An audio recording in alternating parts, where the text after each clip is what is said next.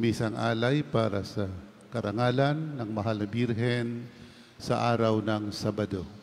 Sa ngalan ng Ama, ng Anak, ng Espiritu Santo. Amen. Sumainyo ang Panginoon. At sumaiyo rin. Mga kapatid, aminin po natin ang ating mga kasalanan upang tayo maging marapat gumanap sa banal na pagdiriwang ng pag-aalay ng misang ito. Inaamin ko Sa makapangyarihang Diyos at sa inyong mga kapatid, na lubha akong nagkasala sa isip, sa salita, at sa gawa, at sa aking pagkukulang. Kaya sinasamo ko sa Mahal na Birheng Maria, sa lahat ng mga anghel at mga banal, at sa inyong mga kapatid, na ako'y panalangin sa Panginoong ating Diyos. Kawaan tayo ng makapangyarihang Diyos, patawarin tayo sa ating mga kasalanan, at patnubayan tayo sa buhay na walang hanggan. Amen. Panginoon, kaawaan mo kami. Panginoon, kaawaan mo kami. Kristo, kaawaan mo kami. Kristo, kaawaan mo kami. Panginoon, kaawaan mo kami. Panginoon, kaawaan mo kami. Manalangin tayo. Ama naming makapangyarihan, patawarin mo ang aming mga kasalanan sapagkat kami hindi makababayad ng lubusan. Kaya't makaliligtas nawa kaming tanan, pakundangan sa pagdalangin ng Mahal na Birheng Ina ng Diyos para sa aming kabutihan. Sa pamagitan ni Jesucristo kasama ng Espiritu Santo, magpasawalang hanggan. Amen.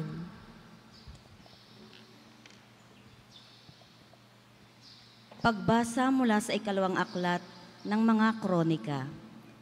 Pagkamatay ni Huyada, ang mga pinuno ng Huda ay nagbigay galang sa hari at nagharap ng mga kahilingan.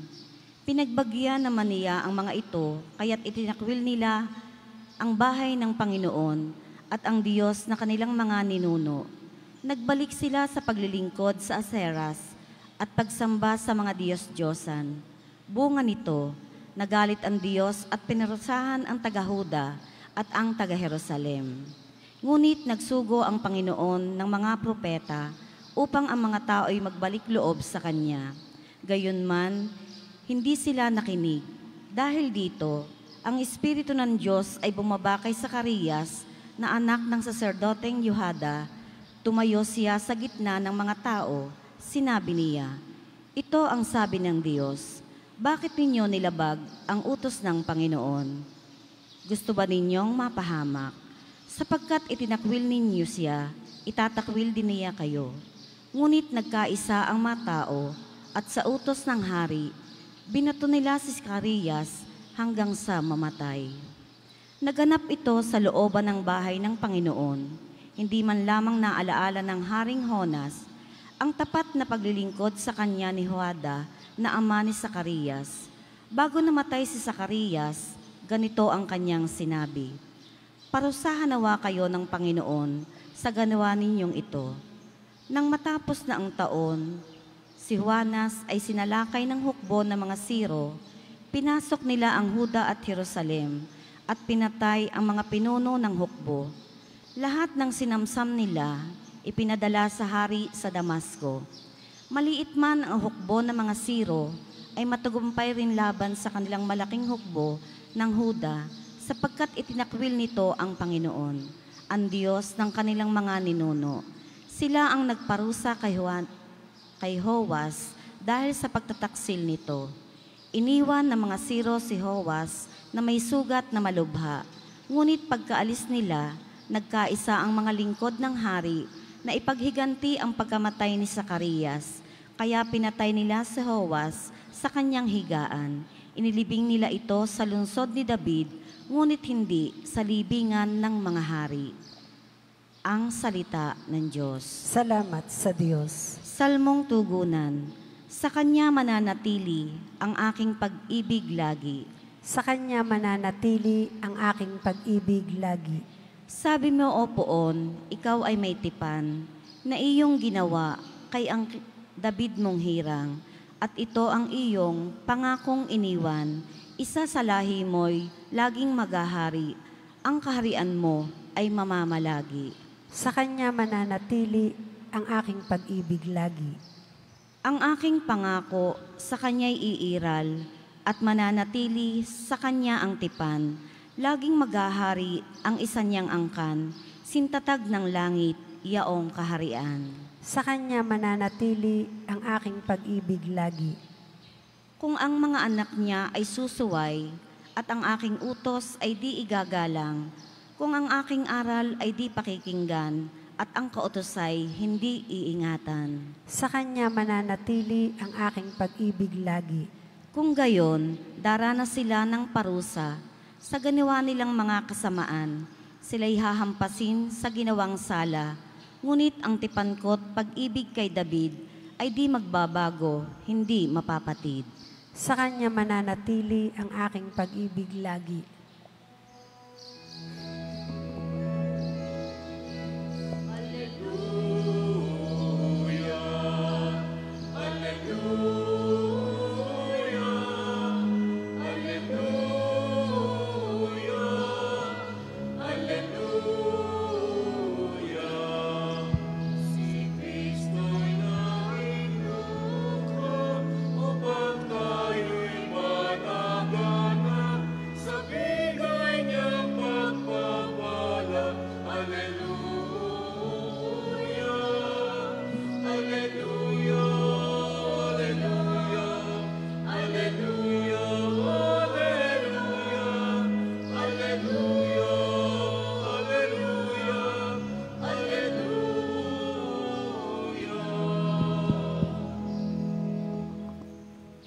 Sumainyo ang Panginoon. At sumaiyo rin. Ang mabuting balita ng Panginoon ayon kay San Mateo. Papuri sa iyo, Panginoon. Noong panahong iyon, sinabi ni Jesus sa kaniyang mga alagad, walang makapaglilingkod ng sabay sa dalawang Panginoon, sapagkat kapuputan niya ang isa at ibigin ang ikalawa. Paglilingkuran ng tapat ang isa at hahamakin ang ikalawa. Hindi kayo makapaglilingkod ng sabay sa Diyos at sa kayamanan. Kaya't sinasabi ko sa inyo, huwag kayong mabagabag tungkol sa pagkain at inumin na kailangan ninyo upang mabuhay o tungkol sa damit na kailangan ng inyong katawan. Hindi ba't ang buhay ay higit na mahalaga kaysa pagkain at ang katawan kaysa pananamit? Masdan ninyo ang mga ibon, hindi sila naghahasik, ni nag-aani, o kayo nagtitipon sa bangan. Gayunman, pinakakain sila ng inyong amang nasa langit. Hindi ba't higit kayong mahalaga kaysa mga ibon? Sino sa inyo ang makapagpapahaba ng kanyang buhay ng kahit isang oras sa pamamagitan ng kanyang pagkabalisa? At bakit kayo nababagabag tungkol sa pananamit? Isipin ninyo kung paanong sumisibol ang mga bulaklak sa parang. Hindi sila nagpapagal ni humahabi man. Ngunit ito ang sasabihin ko sa inyo, maging si Solomon ay hindi makapagsusuot ng kasing ganda ng isa sa mga bulaklak na ito, bagamat napakariringal ang kanyang mga damit. Kung ang mga damo sa kabukiran na buhay ngayon at kinabukasay iginagatong sa kalan ay dinaramta ng Diyos, kayo pa kaya? Kay liit ng pananalig ninyo sa Kanya. Kaya't huwag kayong mabalisa tungkol sa inyong kakainin, inumin o daramtin, sapagkat ang mga bagay na ito ang kinahuhumalingan ng mga taong wala pang pananalig sa Diyos. Alam ng inyong amang nasa langit na kailangan ninyo ang lahat ng ito, ngunit pag sumakita ninyo ng higit sa lahat ang pagharian kayo ng Diyos at mamuhay ng ayon sa kanyang kalooban, at ipagkakaloob niya ang lahat ng kailangan ninyo. Kaya huwag ninyong ikabahala ang para sa araw ng bukas, sa kanan ninyo harapin kapag ito'y dumating. sapat na sa bawat araw ang kanyang mga suliranin. Ang mabuting balita ng Panginoon. Pinupuri ka namin, Panginoong Hesukristo. Magandang umaga po sa ating lahat. Ang konklusyon po ng ating binasa ay saka na ninyo harapin ang bukas pag ito'y dumating. Sapat na sa bawat araw, ngayon, ang ating mga suliranin. Sabi ni Marelo, live day by day. Mabuhay po tayo sa araw-araw. Anyway, may tinatawag po tayo sa pag-aaral natin ng theology na man's fundamental option is to do good. Between good and evil, pag dalawa na lamang po ang pagpipilian, between good and evil, man's fundamental option is to do good. Wala naman talagang taong gusto ang masama eh. Ang fundamental option ng tao sa kaibuturan ng kanyang puso, ng kanyang isipan, ay ang mabuti. Kaya lang napapasama ang tao pagka dumanas na siya ng mga problema, ng mga suliranin sa buhay. Kaya kung minsan gustuhin man niyang sumampalataya sa Diyos, pagka dumanas siya ng mga pagsubok, kung minsan nawawala ang pagtiwala sa Diyos at kumakapit sa masama, nababawasan o nawawala ang pananalig sa Diyos sapagkat natutokso ng kasamaan. Pero ang sinasabi ng Panginoon, hindi ka pwedeng maglingkod sa dalawang Panginoon. Isa lang. Sabi nga natin sa ating pananampalataya, there is no such thing as mediocrity. Pag mediocrity, pag ang maligamgam, kumbaga sa pananampalataya, maligamgam. Pag mainit, mainit. Pag malamig, dapat malamig. Hindi ka pwedeng mamangka sa dalawang ilog. Hindi pwedeng katoliko ka, pagkatapos divorce. Diba? Hindi pwedeng katoliko ka na hindi sumusunod sa patakaran sa utos ng ating simbahan. Hindi pwedeng makadiyos ka tapos at this back sa kabilang dako naman ay ibang iyong sinasamba. Hindi pwede po yun. Ngayon, sa ating pagsunod sa Panginoon, talagang minsan mahirap ang buhay. Kaya tayo natutokso sumunod sa hindi makadiyos. We worry so much. Ito po yung ugat yung we worry so much. Kaya ang sabi ng Panginoon, tingnan ninyo, very, very clear example. Tingnan ninyo mga ibon. Kanina magsimula ng misa kanina, nung mag-start yung misang ingay-ingay ng mga ibon. Kaya lang naman sila nawawala ngayon dahil nasasaktan yung tenga nila sa pakikinig dito sa microphone. Masakit po kasi yan sa tenga ng mga ibon Kaya unti-unti silang umalis. Pero kanina, pag-start ng misa, kung napapansin ninyo, ang daming ibon. Sabi ng ibang ebanghelyo tingnan ninyo ang mga ibon. They don't worry for tomorrow. They just live for the day. Tapos sabi ng ebanghelyo, tingnan ninyo ang mga bulaklak. Ano mo, bulaklak ba tayo? Walang kabula-bulaklak yung altar natin. Parang for the first time nakita ko yung altar, walang bulaklak. Kung minsan punong-puno, kung minsan overflowing. Milagro. Ngayon walang bulaklak. Wala nga. Kung kailan pa kailangan natin, ay walang bulaklak. But anyway, alam niyong bulaklak, malibit po rito, napakaganda ng mga bulaklak. Different colors. Hindi magagawa ng tao yon. Tingnan niyo mga bulaklak, they just bloom sometimes even for a day. May mga bulaklak ako minsan, isang araw lang. Yung Queen of the Night nga, isang gabi lang. Pagising mo sa umaga, wala na. Yet they bloom. Yet they bloom. Pagka kailangan nilang mag-bloom, nagbo-bloom sila. We cannot make it a day before or a day after. kundi kung kailan sila nagbubloom sila ayon sa kagustuhan ng ating Panginoon. Ito yung mga halimbawa, kaya nga si St. Francis of Assisi ay tinaguri ang patron saint of the environment, nature, animals, and flowers. Sapagkat dito niya natanto rin itong sinasabi natin po, itong binabasa po natin na Ebanghelyo ngayon. Sometimes you just have to look around, no? Sometimes you just have to look around. Matuto tayong magrefleksyon sa mga bagay sa ating kapaligiran. Kung minsan masyado nating pinoproblema ang buhay, samantalang yung mga ibon, sabi ng Ebanghelyo, look at them. Look at them.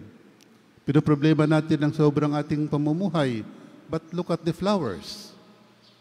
Kaya ang sinasabi po ng Panginoon ngayon ay, kung ikaw ay sa Panginoong Diyos, unahin mo ang mga bagay na maka-Diyos at yung mga iba mong pangangailangan ay ibibigay ng ating Panginoon.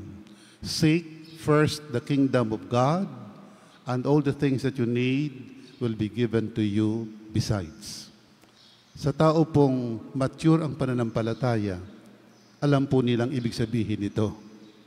Sa mga taong nakalampas na sa mga pagsubok sa buhay, pero hindi kumakalag sa Panginoon, hindi nag-iiwan sa Panginoon, alam po natin ang ibig sabihin nito.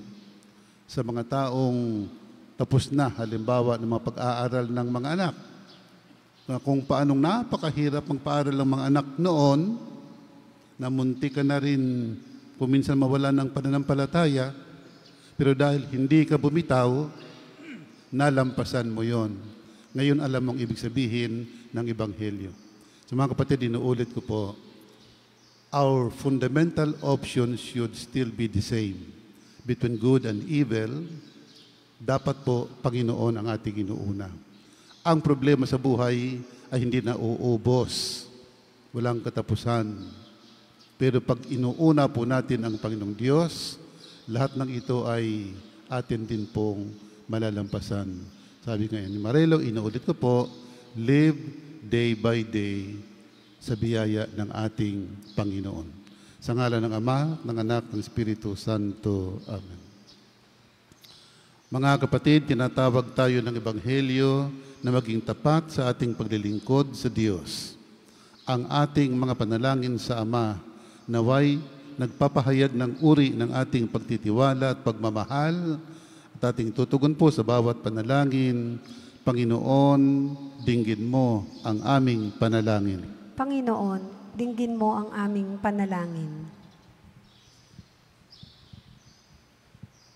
Ang mga pinuno ng simbahan, naway masigasig na italaga ang kanilang mga sarili sa pagpapalaganap ng paghahari ng Diyos. Manalangin tayo sa Panginoon. Panginoon, dinggin mo ang aming panalangin. Ang mga dukha at nangangailangan, naway makadama ng ating pagkalinga at pag-aaruga. Manalangin tayo sa Panginoon. Panginoon, dinggin mo ang aming panalangin. Tayo naway mamuhay sa ganap na pagsunod sa kalooban ng Diyos at hindi magambala ang ating mga isip sa mga bagay na hindi naman dapat na ipag-alala. Manalangin tayo sa Panginoon. Panginoon, dinggin mo ang aming panalangin. Ang mga may sakit, naway maranasan ang pag-ibig ng Diyos sa pamamagitan ng pagmamahal ng mga nagmamalasakit sa kanilang buhay. Manalangin tayo sa Panginoon. Panginoon, dinggin mo ang aming panalangin. Ang mga tapat na yumao, naway makibahagi sa pagwawagi ni Kristo laban sa kamatayan. Manalangin tayo sa Panginoon. Panginoon, dinggin mo ang aming panalangin. O makapangyarihang Ama, ibinibigay namin sa iyo ang aming mga pangailangan at nananalangin kami nang may pananalig sa iyong tulong at awa. Hinihiling namin ito sa pamamagitan ni Kristong aming Panginoon. Amen.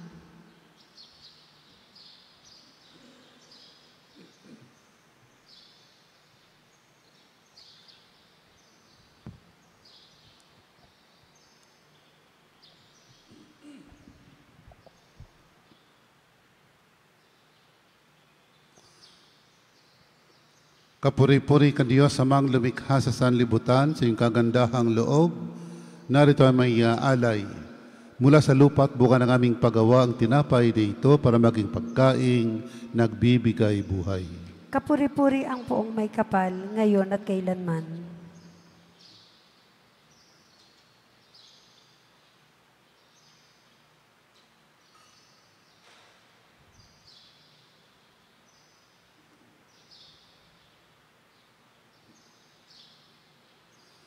Kapuri-puri ka Diyos habang lumikha sa sanlibutan.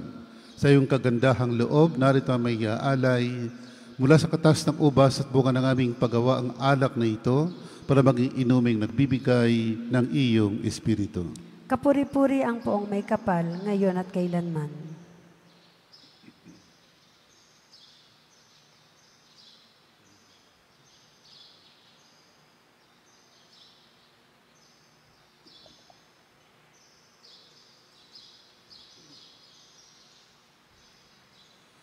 Manalangin kayo mga kapatid upang paghahain natin ay kalugdan ng Diyos, Amang makapangyarihan. Tanggapin nawa ng Panginoon itong paghahain sa iyong mga kamay, sa kapurihan niya at karangalan sa ating kapakinabangan at sa buong sambayanan niyang banal. Ama naming lumikha, ang iyong nagkatawang taong anak ay tumulong nawa sa aming ginagawa upang siya na iniluwal ni Maria nang hindi bumawas kundi lalo pang nagpaganap sa pagkabirhen, ay magpakindapat na kalugdan mo ang aming paghahain sa pagpapatawad ng mga kasalanan, sapagkat siya ang Panginoong kasama mo at ang Espiritu Santo magpasawalang hanggan. Amen. Sumainyo ang Panginoon. At sumaiyo rin. Itaas sa Diyos ang inyong puso at diwa. Itinaas na namin sa Panginoon. Pasalamatan natin ang Panginoong ating Diyos. Marapat na siya ipasalamatan. Ama naming makapangyarihan, tunay ng marapat kaw aming pasalamatan. Bukod mong pinagpalang maging ina ni Hesukristo, ang mahal na birheng nagpupuri at nagagalak sa iyo. Ikaw ang gumawa ng tanang dakilang bagay. Ikaw ang lumilingap sa lahat ng kailanman. Nilingap mong mahal na birhen bilang iyong abang alipin na iyong binigyan ng tungkuling kumalinga sa anak mong manunubos namin. Kaya kaysa ng mga anghel nagsisiawit ng papuri sa iyo, nang walang humpay sa kalangitan kami nagbubunyi sa iyong kadakilaan. Santo, Santo, Santo Panginoong Diyos ng mga hukbo, napupuno ang langit at lupa ng kadakilaan mo. O sana sa kaitaasan, pinagpala ang naparirito sa ngalan ng Panginoon. O sana sa kaitaasan.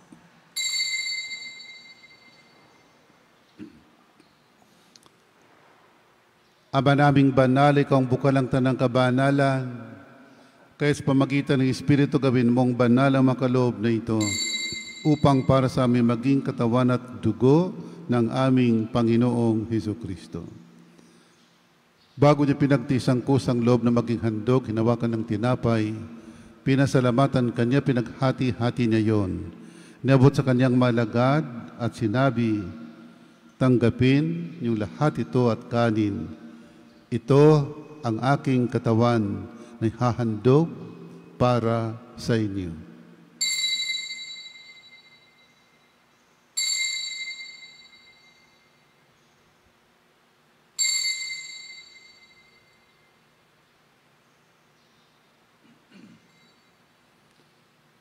Ganito naman ang matapos ang hapunan, hinawakan niyang kalis, muli kanyang pinasalamatan.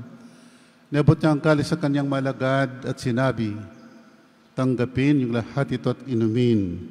Ito ang kalis ng aking dugo ng bago at walang hanggang tipan. Ang aking dugo na ibubuhos para sa inyo at para sa lahat sa pagpapatawad ng mga kasalanan. Gawin niyo ito sa pag-alaala sa akin.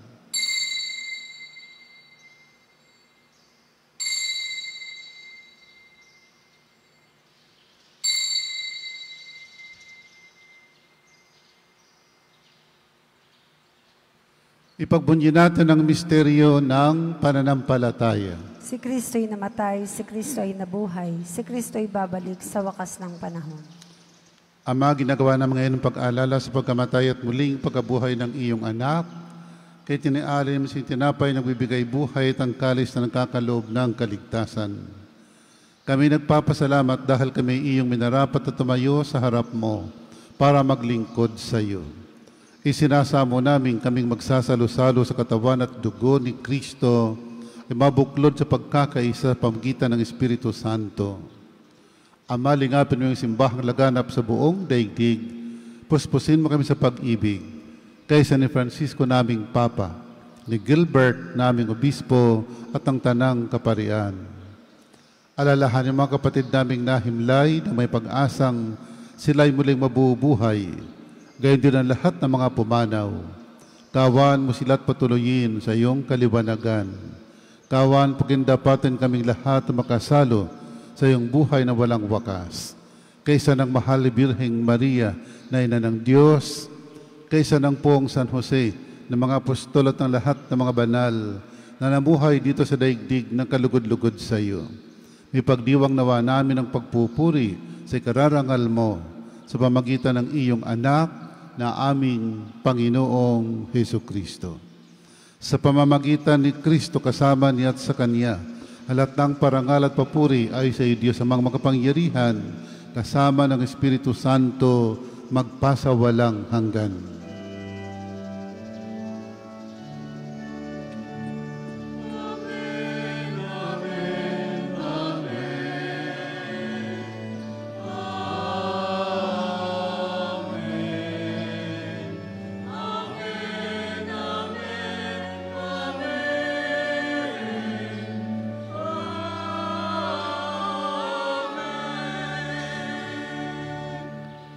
Sa tagubilin, nakagagaling na utos sa turo ni Jesus na Panginoon natin at Diyos, ipahayag natin ng lakas loob.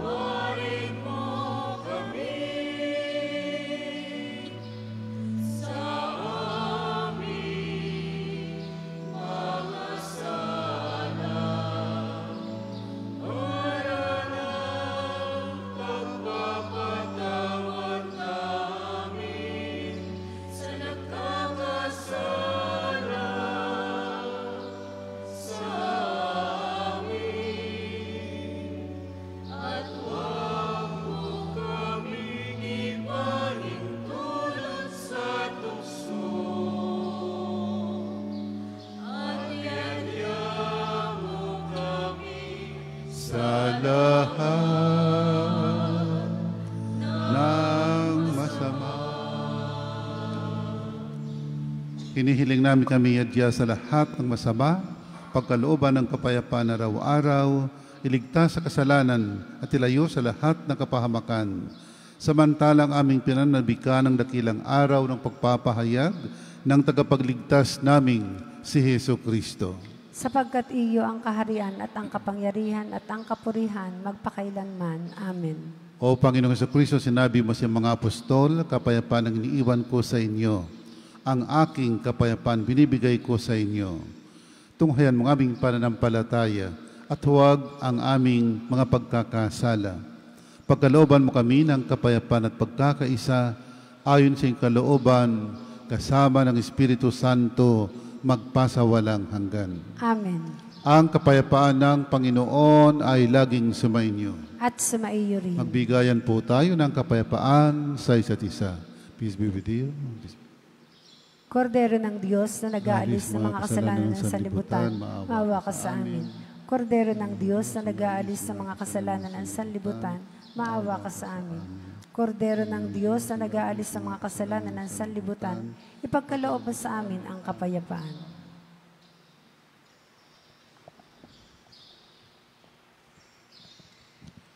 Mga kapatid, narito si Kristo ang Kordero ng Diyos na nag-alis sa mga kasalanan ng sanlibutan. Mapalad tayong anyayahan sa Kanyang piging. Panginoon, hindi ako karapat-dapat na magpatuloy sa iyo, ngunit sa isang salita mo lamang ay gagaling na ako.